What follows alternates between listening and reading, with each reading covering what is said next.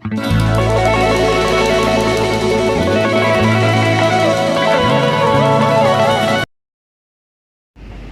আমাদের আলোচ্য বিষয় জেন্ট্রি শ্রেণীর উত্থান সম্পর্কে সংক্ষিপ্ত টিকা লেখো।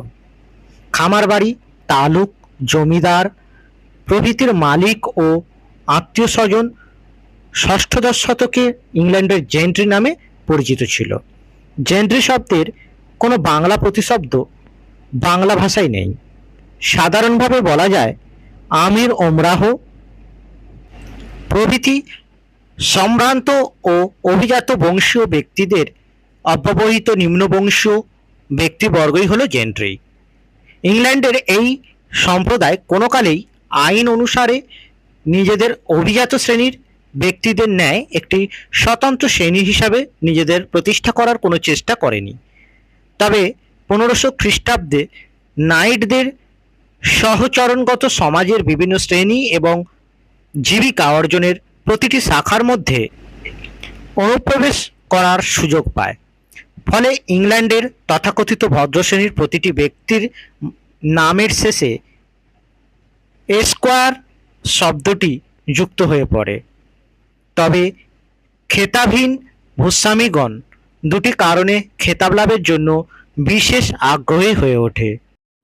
প্রথমত, তাদের বংশানুক্রমিক কৌলীন্যের অভাব, এবং দ্বিতীয়ত উপাধিযুক্ত ঐতিহ্যপূর্ণ প্রাচীন জমিদারদের তাদের প্রতি স্বাভাবিক বিদ্বেষ ও ঘৃণার মনোভাব।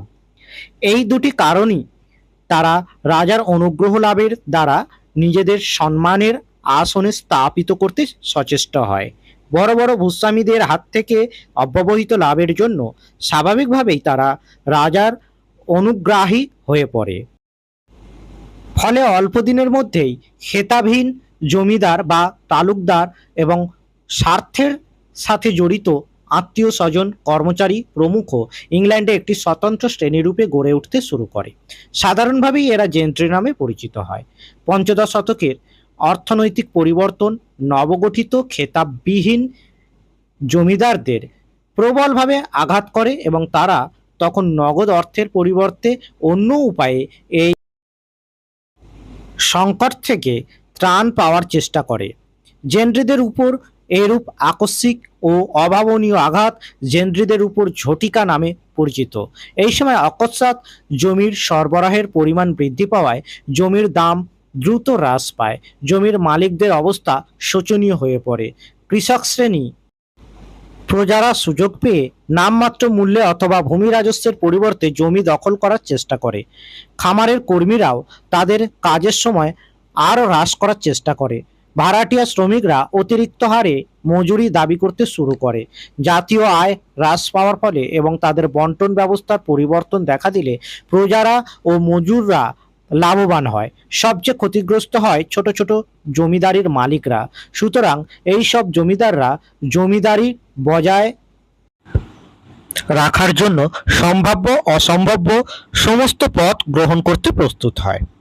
সুতরাং স্থানীয় বড় বড় জমিদারদের প্রতি আনুগত্য প্রদর্শনের মাধ্যমে নিজের নিরাপত্তার বিধান করা, নিষিদ্ধ বাণিজ্য ও জলদস্যুতার কাজে লিপ্ত হওয়া, প্রতিদ্বন্দ্বীকে পর্যুদস্ত করার জন্য মামলা মোকদ্দমা থেকে শুরু করে যে কোনো উপায় গ্রহণ করা, বর্ধিষ্ণু পরিবারের সাথে বৈবাহিক সম্পর্ক স্থাপন করা প্রভৃতি যে কোনো একটি উপায় অবলম্বন করতে তাদের কোনো দ্বিধা ছিল না।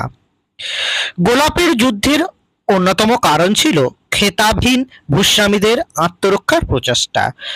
দেশের শান্তি শৃঙ্খলা ধ্বংস ও অরাজকতা সৃষ্টি করে তাদের নিজেদের অস্তিত্ব রক্ষা ও শক্তি বৃদ্ধির চেষ্টা করে, কিন্তু এক ঝঞ্ঝার হাত থেকে বাঁচার জন্য অন্য ঝঞ্ঝার সৃষ্টি করে অধিকাংশ জেন্ট্রি পরিবারই নিশ্চিহ্ন হয়ে যায়।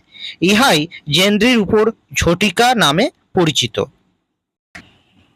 আমাদের চ্যানেলটি ভালো লাগলে এবং এই ধরনের আরও ভিডিও পেতে চ্যানেলটি সাবস্ক্রাইব করার একটি ছোট্ট অনুরোধ থাকলো।